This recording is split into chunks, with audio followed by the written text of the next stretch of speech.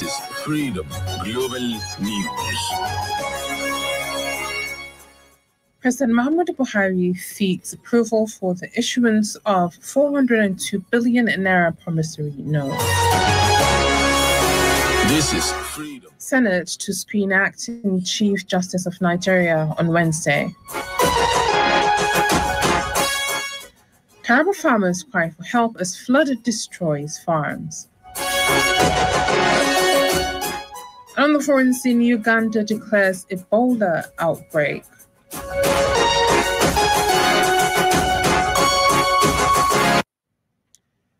Good evening, you listen to Freedom Global News on 99.5 FM. I am Hauwa Adamu Kiyawa.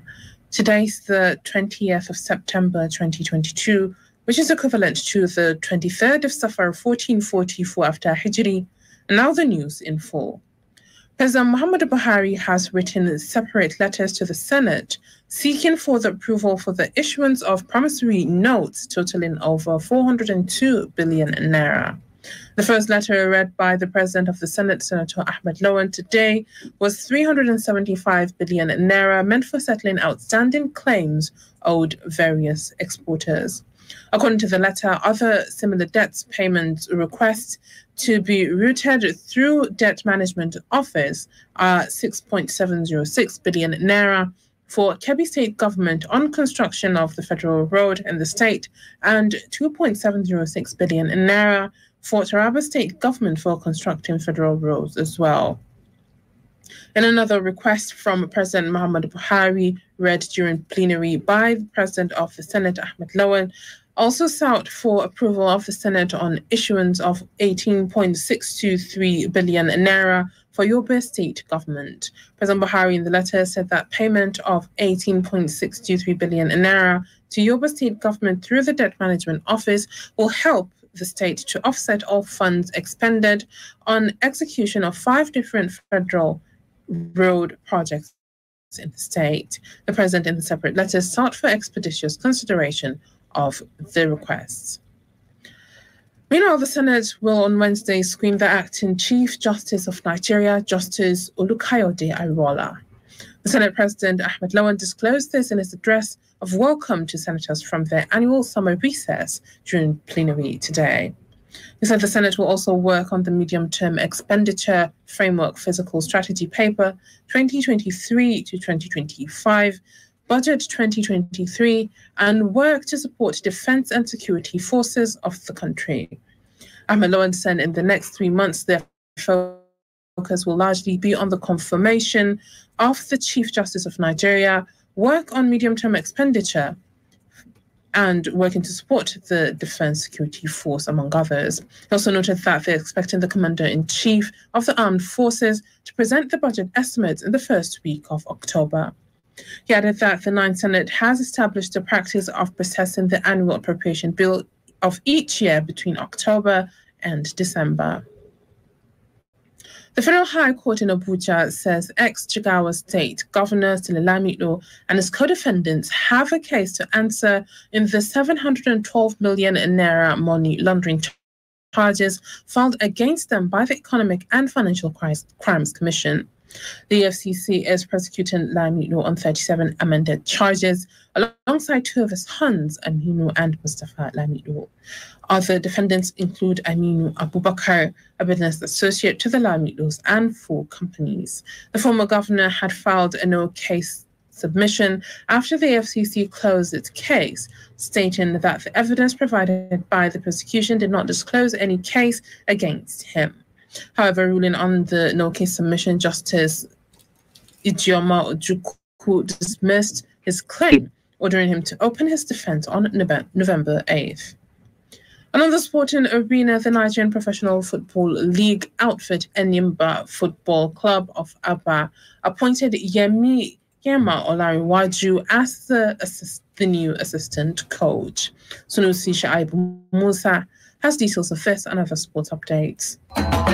The 8-time Nigerian Professional Football League champions announced Yema's appointment today. Yema until recently was head coach of Nigerian National League NNL side, Bandreza FC. He will combine the role with the assistant coaching job of Nigerians under-17 side, the Golden Eagles. He previously worked with Madrid FC and Mountain of Fire FC. In another update, Everton has opened discussions with Alex Iwobi over a new contract following the 26-year-old's impressive start to the season. The Nigerian is one of a number of stars the Merseyside club are trying to tie down as they look to offer new deals to Jordan Pickford and Anthony Gordon as well. Iwobi's importance at Everton has grown under the management of Frank Lampard, as the 26-year-old is now a regular starter, having been converted from a winger into a midfielder by the former Chelsea boss. The Nigerian international's current deal expires in 2024 with discussions over a new contract still at an early stage, but is set to ramp up in the coming weeks. In another development, Senegal and Sparta Moscow forward Keita Balde might miss the 2022 FIFA World Cup in Qatar over suspension for flouting anti-doping screening protocol while at his former club Cagliari in Serie A.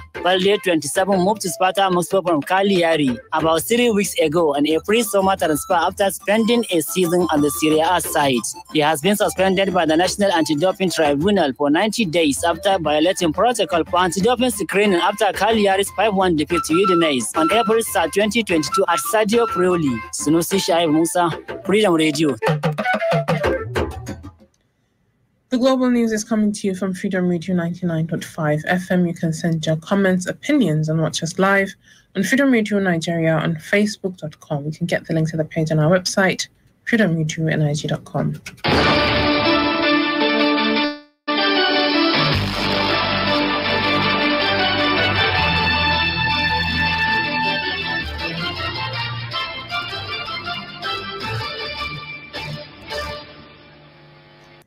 Welcome back. You still listen to Freedom Global News on 99.5 FM. Flooding has destroyed large expanse of rice farms in 5 local government areas in Taraba State, covering more than 250 kilometers on boundaries with Adamawa and Benue states. Reports say that the affected areas are the hub of rice production, and 90% of the rice farms located on both sides of River Benue and the area was destroyed by flood. The affected local government areas are Karim Lamido, Ardo, Kola, Lao, Gasol, and Ibi. A farmer in Kwantan Nanino, Adamu Kiyawa, told Daily Trust that he planted 7 bags of rice seeds and was expecting to harvest more than 1,000 of paddy rice, but more than 85% of his farm was destroyed by flood. Another farmer, Rita John, says she took a loan of 400,000 naira from one of the rice processing companies to plant the rice and hoped to pay with paddy rice at the harvest, but her hope of paying the loan and making profit was dashed by the flood. Kano State government had announced the ban on tricycle movement from 10 p.m. to 6 a.m. 2 months ago for security purposes. Since the ban, Kano residents have been complaining of the difficulty of movement and the availability of transportation after the prescribed banned hours. Correspondent Haider Aliyu Isa reports. Kano residents have lamented the hardship they face due to the restriction placed on commercial tricycle has created a strain on transportation. People who close from their work late or attend later functions often find it difficult getting transportation back home. Reports say that the state government had promised the provision of vehicles to reduce the heat of transportation availability. Some Kano residents expressed the challenges they face due to the restriction. It's a good development based on the insecurity situation we find ourselves in Nigeria now. For someone to have an asset, this stopping the keke from this hour to hour might at least minimize the insecurity situation. Person that's sick, even especially the woman that wanted to give birth, it's easy for you to go and meet that at the time to take them to where they want to, that will rescue the person's life. It's not work and security purpose. What government did is good from my point of view. Because if you look at now, drug abusing, those people that are using highly drugs used to find an appointed time is after 10. That is when the state life is off. Freedom Radio contacted MD Karota Bapapa Badang Agundi. Shares how the restriction has aided the cope of insecurity in the state. The State Security Council given advice to His Excellency the Governor ban the use of tricycle commercial operators in the state by 10 p.m. Because of security reasons. The Governor gladly accepts and has given the executive order, which we have 100% compliance, and you are a living witness. You live in the state. The purpose for the ban is security. The Governor takes security very serious. Usually, in our neighboring state, he takes proactive measures. The head of Tricycle Riders Association in Kano State, Alhaji Sani Saidu Dankoli, said there are consequences put in place for riders that flout the ban. Tricycle driver, many of us, we are just working from morning to 8 o'clock to 9 o'clock. Maybe some they are working up to 10 o'clock. But only few people that they are working in that very night. Big problem that we are going to face from the passengers. Some passengers are working some other places. And some of them, they are in the market. They are not closing until after 10 or 11 o'clock. And if they have just closed while they are working, maybe it should be 11 o'clock, 10 o'clock, or 12 o'clock. Therefore, these people, they are going to face problem. Kano State Commissioner of Information, Malam Muhammad Garba, explained the reason behind the decision. Normally, the security committee normally meets from time to time, analyze and study the security situation across the country, including the situation. And normally, at the end of their meeting, find a number of various measures that were adopted that will further enhance the security situation of our state. Therefore, at the end of the meeting, under the leadership of the chairman of the Security Council, the council analyzed the situation, as I mentioned, various parts of the country, including the jailbreak, Kuje, and so many other places. Not say precisely when government is going to relax the banning or the restriction, if I may use the word. Tricycle are the dominant mode of intra-city transportation in Kano, and the ban has created a gap in difficulty in getting public transportation. Haidar Ali Yusa, Freedom Radio. And on the foreign scene, the Ministry of Health in Uganda has declared an outbreak of the Ebola virus disease in the country. Mamatsan Oba reports. Uganda's Ministry of Health announced the outbreak in a statement published on its verified Twitter handle today. The ministry said the confirmed case is a 24-year-old resident of Navana village of Madudu, sub-county in Mubonde district. The ministry said the infected resident died of the virus, which is from the Sudan strain, and 8 other suspected patients were undergoing treatment. Meanwhile, United Nations Secretary General Antonio Guterres has expressed concern over the issue of climate change, saying a winter of global discontent is on the horizon. Antonio Guterres made this assertion today as he opened the annual General Assembly. The UN chief warned international leaders of a looming winter of global discontent in a world beset by multiple crises from the Ukraine war to a warning climate. Muhammad Sani Uba, Freedom Radio.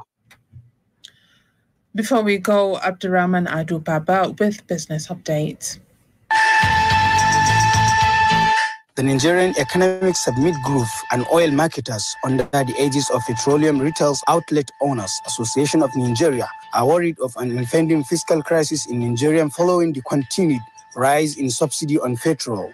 NESG expressed its concern in the group's September 2022 report entitled The State of Nigeria's Economy, obtained in Abuja on Monday, as figures from the Nigerian National Petroleum Company Limited indicated that petrol subsidy got 2.04 trillion between January and July this year. NNPC said it is under recovery of PMS values shortfall, otherwise called fuel subsidy was 210.38 billion, 219.79 billion, 245.77 billion, and 271.59 billion in January, February, March, and April 2022, respectively. Abdurrahman Adu Baba, Freedom Radio. And with this, we've come to the end of today's Global News. On behalf of the entire production team, I'm Hauwa Adamu Kiyawa. Have a wonderful evening.